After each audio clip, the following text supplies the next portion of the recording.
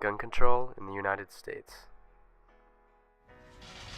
As a country, we have been through this too many times. Whether it's an elementary school in Newton, or a shopping mall in Oregon, or a temple in Wisconsin, or a movie theater in Aurora, or a street corner in Chicago, these neighborhoods are our neighborhoods, and these children are our children.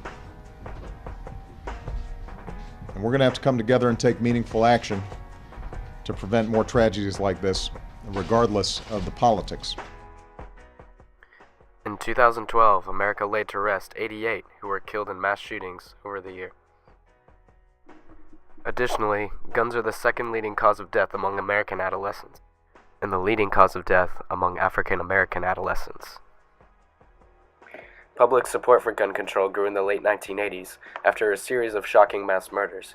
The assault weapons ban passed in 1994, with a sunset provision that ended the ban after 10 years, outlawed 19 specific models, including the AR-15, which was used at the Aurora shooting as well as Sandy Hook Elementary School.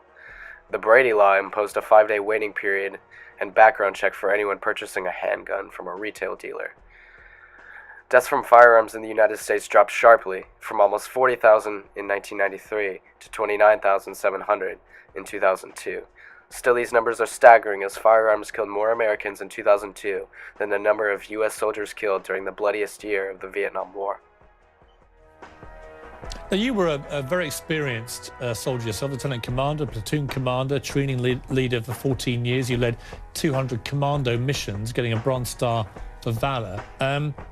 What do you think of the gun control debate? Because it seems to be centered right now on whether military-style weapons have any place in civilian hands. What is your view?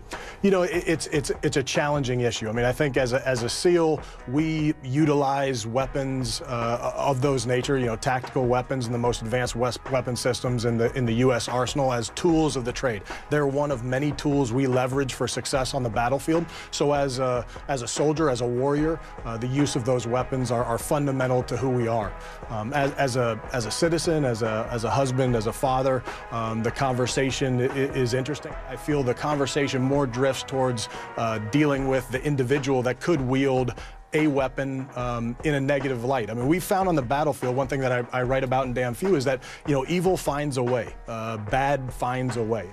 To me, the guns themselves, the tools themselves are not the issue. It's the mental health status and the people that will use them. So that's my concern.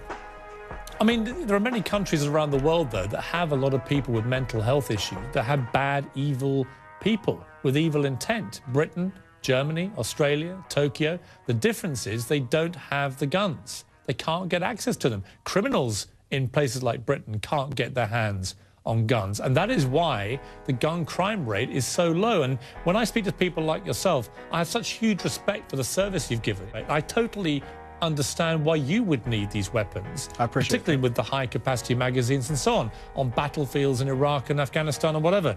I just don't get, and I'm not hearing a coherent argument, why they should be so easily available to the likes of Adam Lanza and the killer at Aurora to just walk into Walmart and take one off a wall.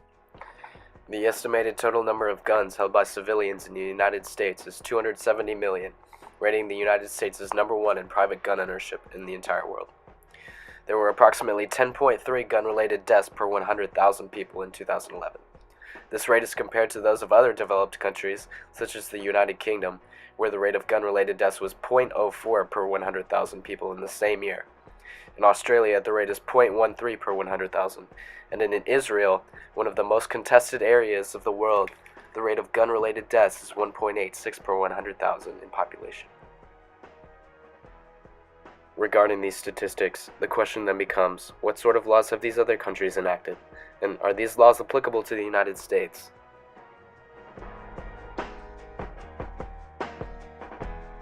Australia is an example of a country that did this on a massive scale in 1996 after they had a horrific killing like the one we've just seen, 35 people killed at a seaside resort in Tasmania.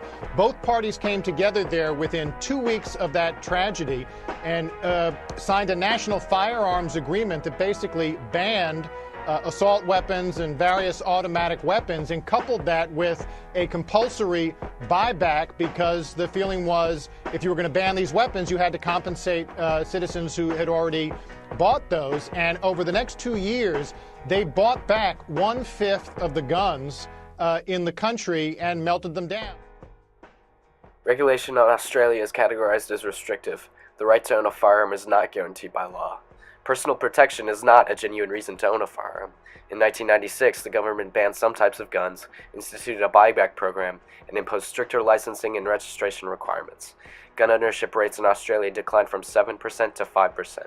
According to the Australian Institute of Criminology, the number of homicides in Australia did increase slightly in 1997 and peaked in 1999, but has since declined to the lowest number on record in 2007.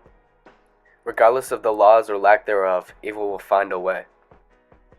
But we can certainly impose tougher legislation in order to decrease gun homicides.